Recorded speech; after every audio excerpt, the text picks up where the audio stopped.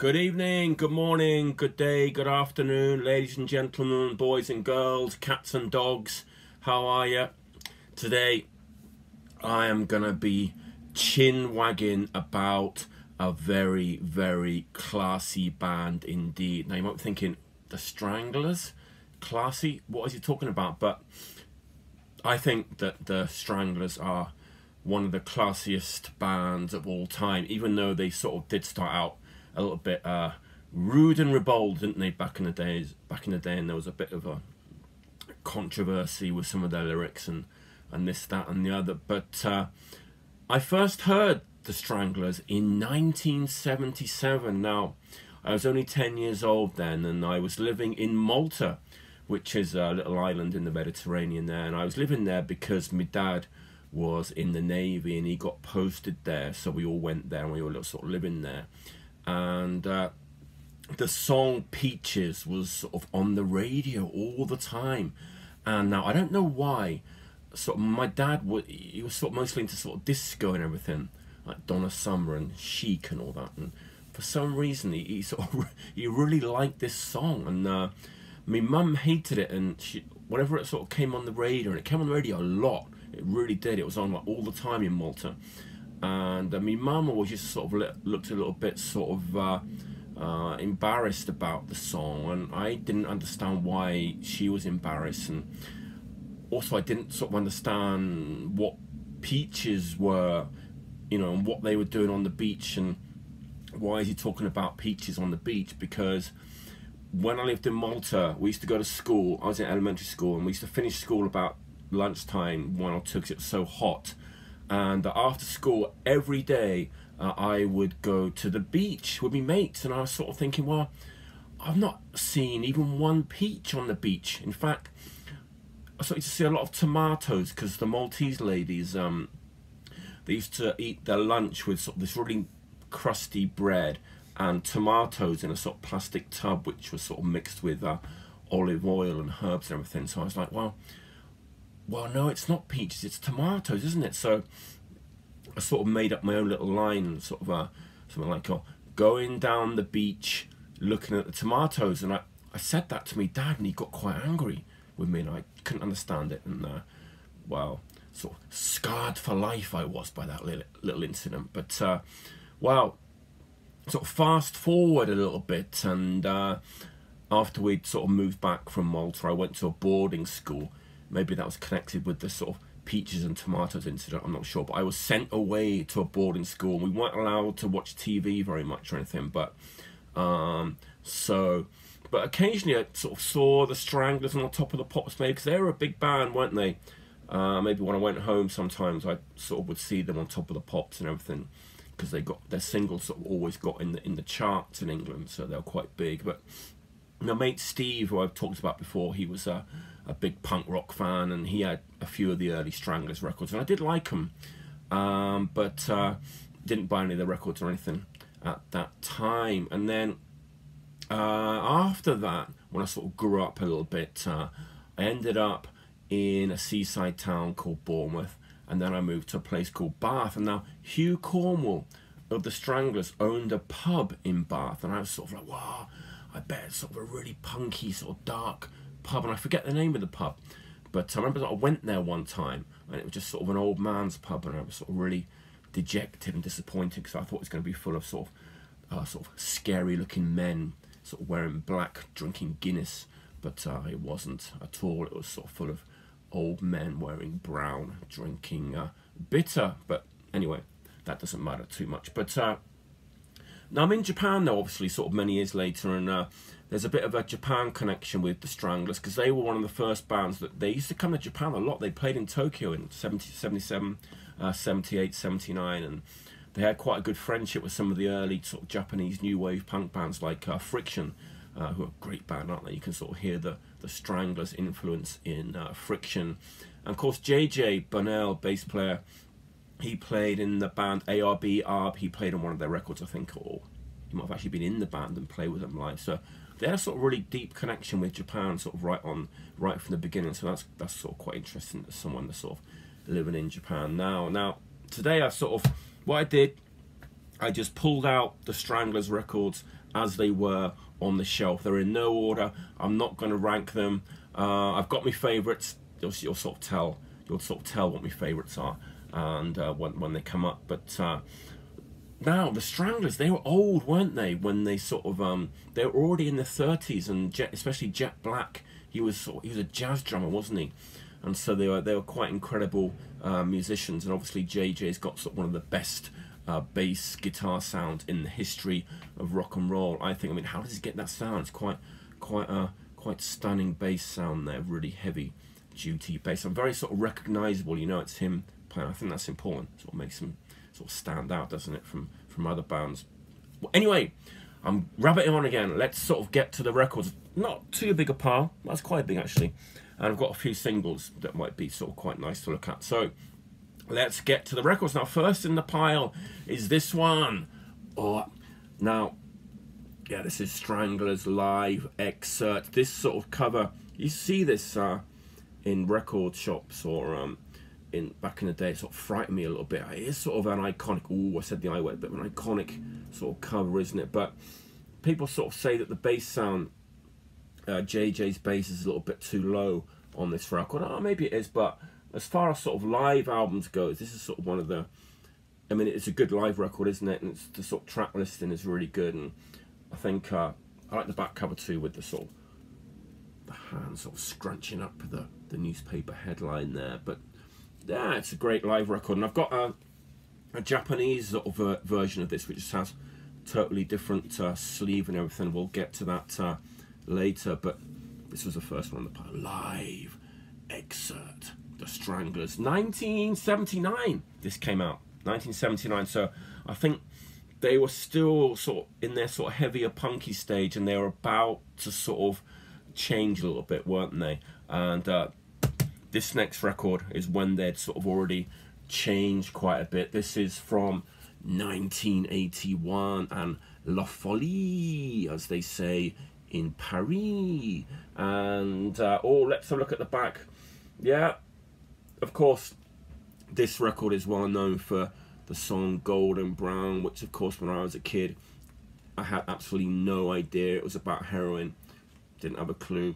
Thought it was talking about toast or something like that. But yeah, of course, it's one of their records when they're sort of, you can call them a pop band, can't you? And I suppose it is pop, but it's sort of the darkest sort of pop that you're gonna get, isn't it? And they were just such good songwriters. They could sort of do whatever they wanted, really, and the strength of the songs is so good that whatever they sort of tried always came out amazing. So this is maybe this is the first record that they sort of went a bit sort of lighter touches, wasn't it? This is La Folie, nice Japanese press in there from 1981. Great record. Next is another sort of late one too, Dreamtime. This is where, for me, this is the Stranglers' new album for me, because it's sort of 1986, and I'll be honest with you, I haven't bought anything after this, so this is the Stranglers' new album. It's a great cover, isn't it? Dreamtime, and of course it's got Nice in Knee. So my favourite song from this record is the single Always the Sun. It's a beautiful song. It got sort of dark feel to it, even though they were sort of going sort of poppier and poppier. But this is sort of where I stopped. How old is this now? What's 2018 minus 1986? Let me know, because I can't do the mathematics. Now next, this is quite sort of interesting, I suppose.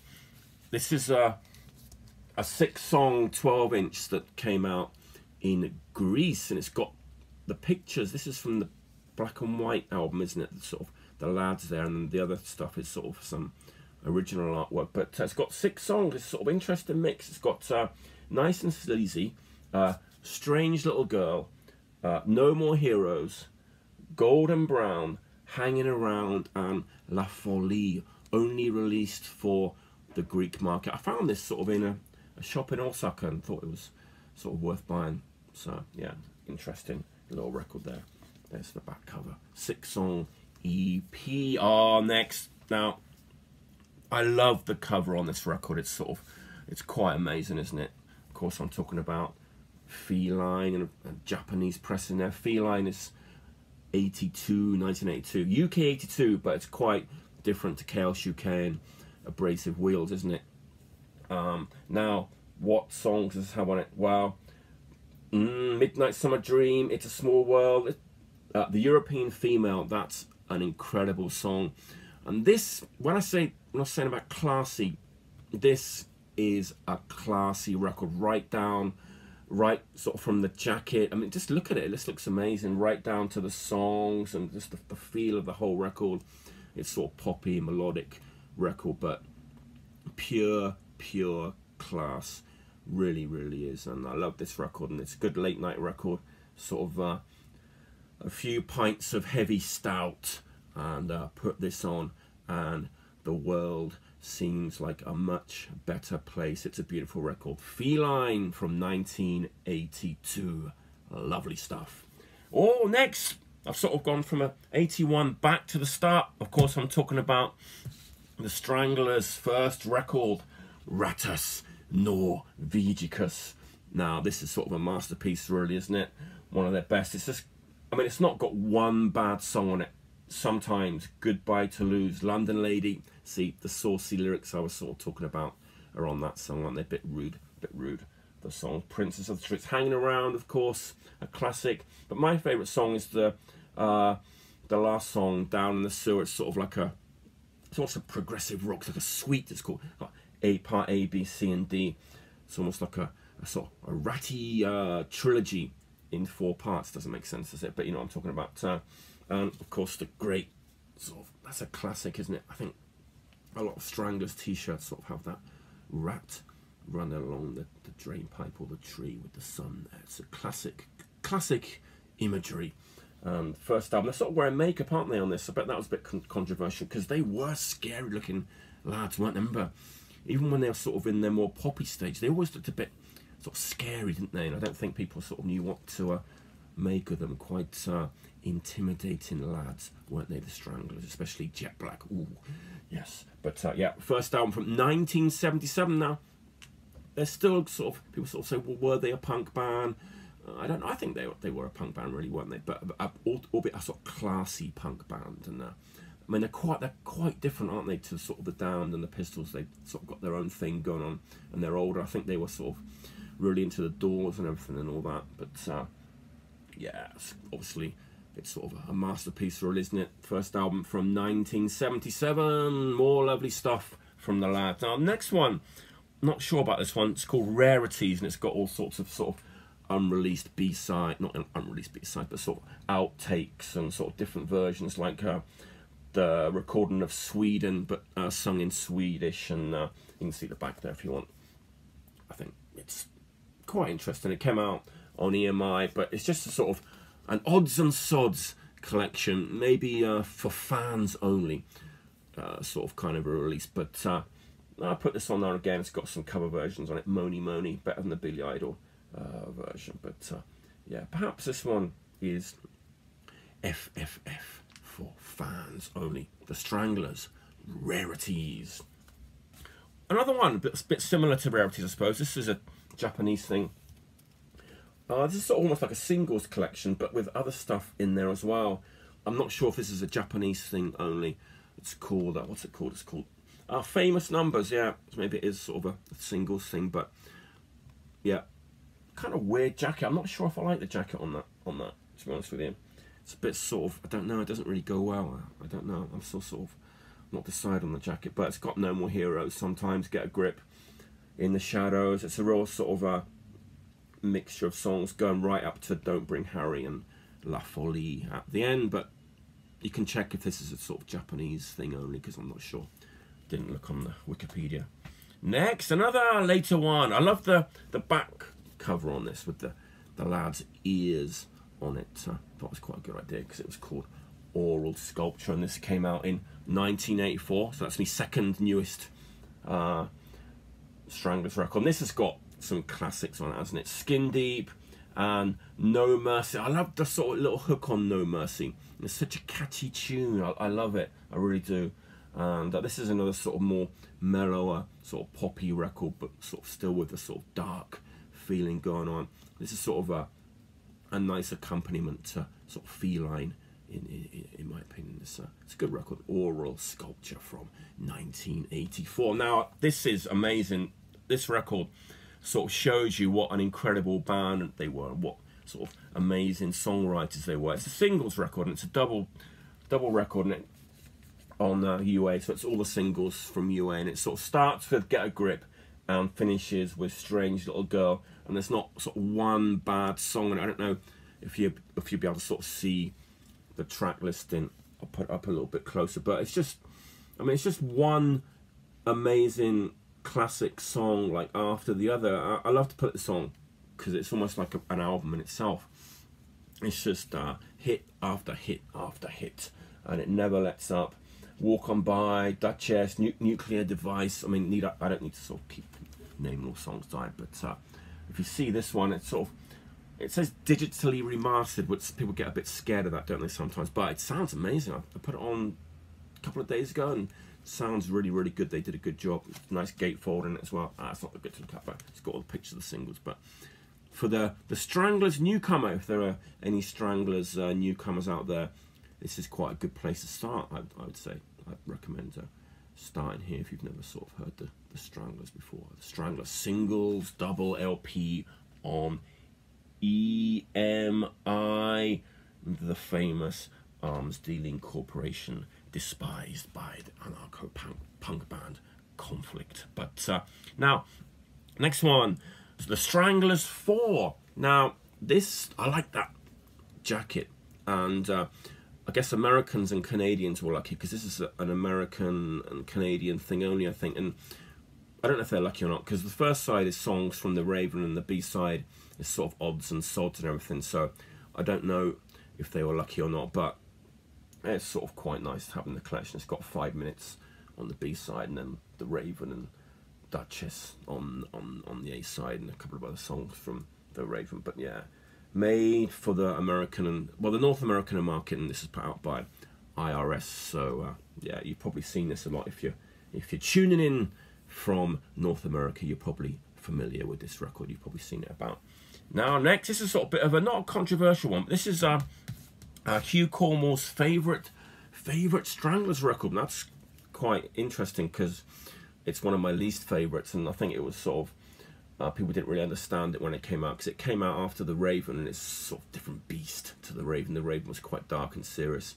This is sort of quite light-hearted and wacky a little bit, and they sort of put synthesizers on it instead of the sort of organ sound that they usually have, and still not come to grips with this album, to be honest with you. I'm still not convinced by it. It's definitely I've said that, it's my least favourite Stranglers platter, but it's going to stay in the pile to be delved into at a later date. What do you think of this record? Let me know.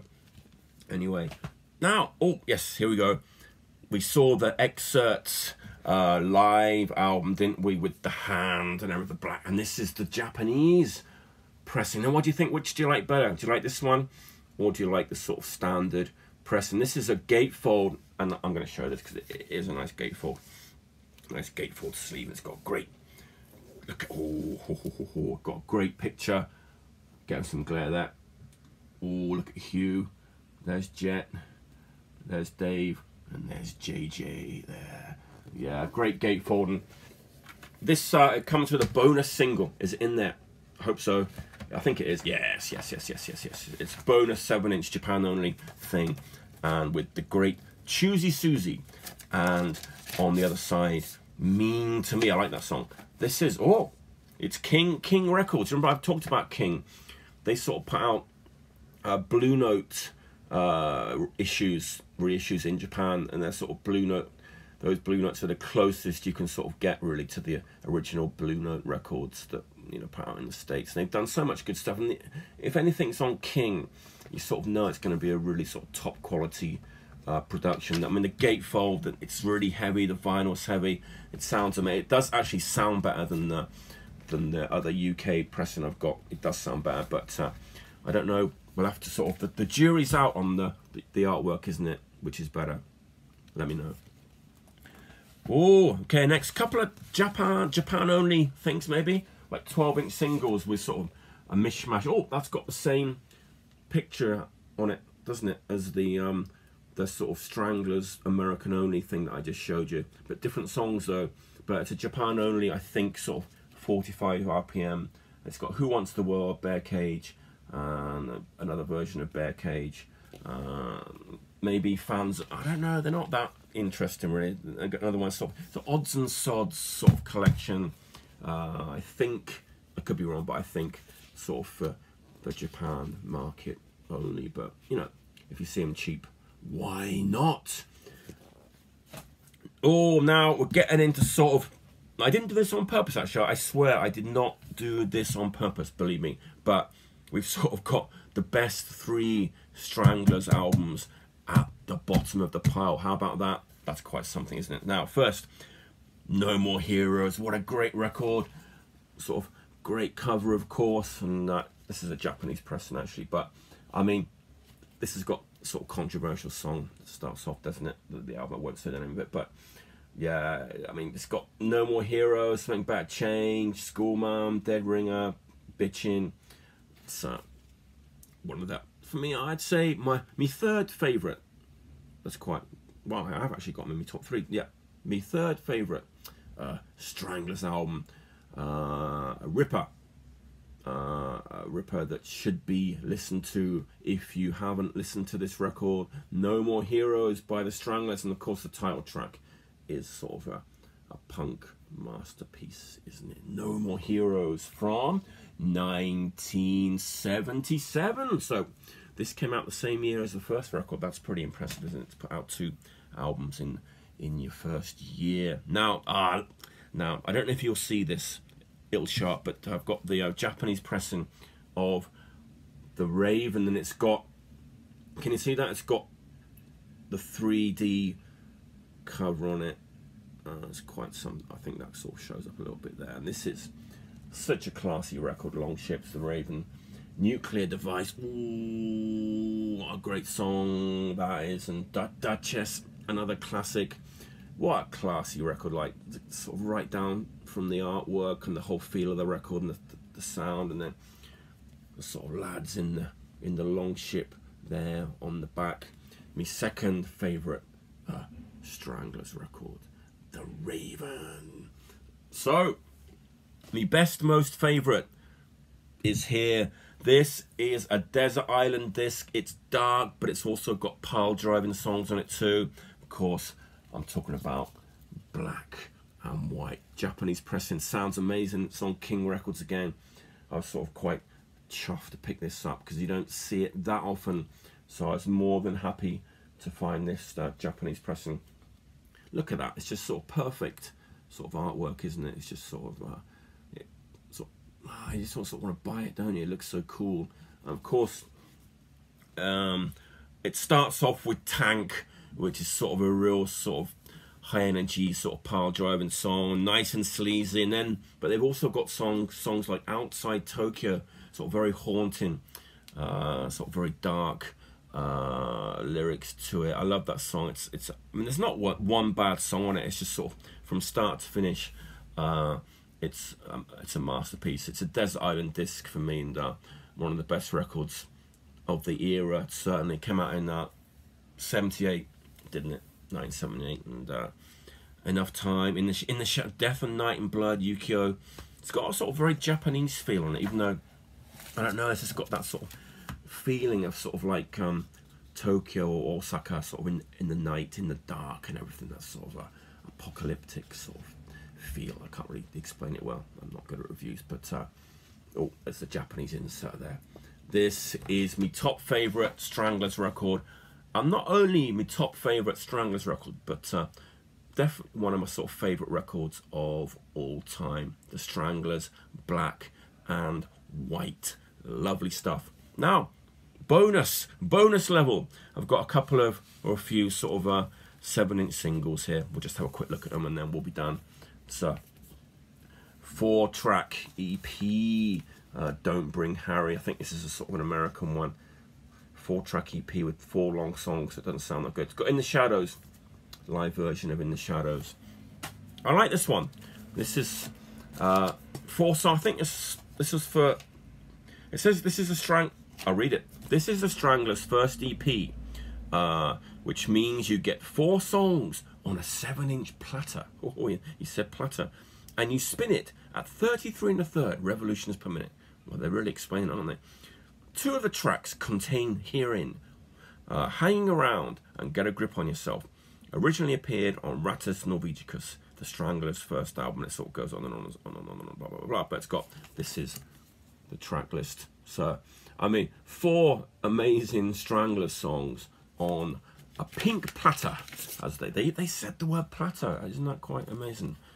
It looks like this. It looks white, doesn't it? But it's pink. I like this. This is, so you probably find this in America. I'm pretty sure this is sort of an American thing. But great stuff. 2 more. Look at this. One of the Stranglers' best songs. Sort of great sleeve, Japanese pressing, Japanese picture sleeve. Duchess with Fools Rush Out on the B side. That's sort of great. I love that picture. I've always thought that was sort of amazing. And I've just finished up with Black and White as my favourite Stranglers record, so it only seems fitting that we should end by sort of having a little look at this, which is Walk On By, the extended, I think it's the extended version. Oh no, it's not. Maybe it is. It's 4 minutes 25. I think so. I'm not sure. I think it's the extended version. And then on the B side, Old Codger, that's a funny song, isn't it? And Tanks, that beautiful Japanese picture sleeve there. And I lied, I've got one more. Let's have a look. Another Japanese picture sleeve. The great 5 minutes there with Death and Night and Blood, Yukio. Ah, this is great because it's got 5 minutes, Death and Night and Blood, Yukio, and Outside Tokyo. Sort of 3 classic songs on a single. Again, put out by the mighty King Records of Japan.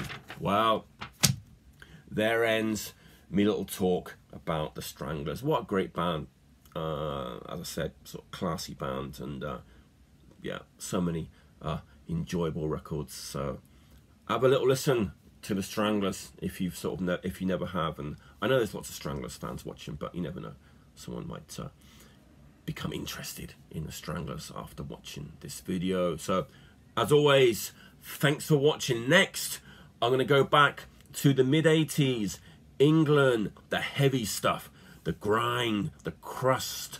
I'm talking about Napalm Death. I'm talking about Godflesh. I'm talking about Bolt Thrower.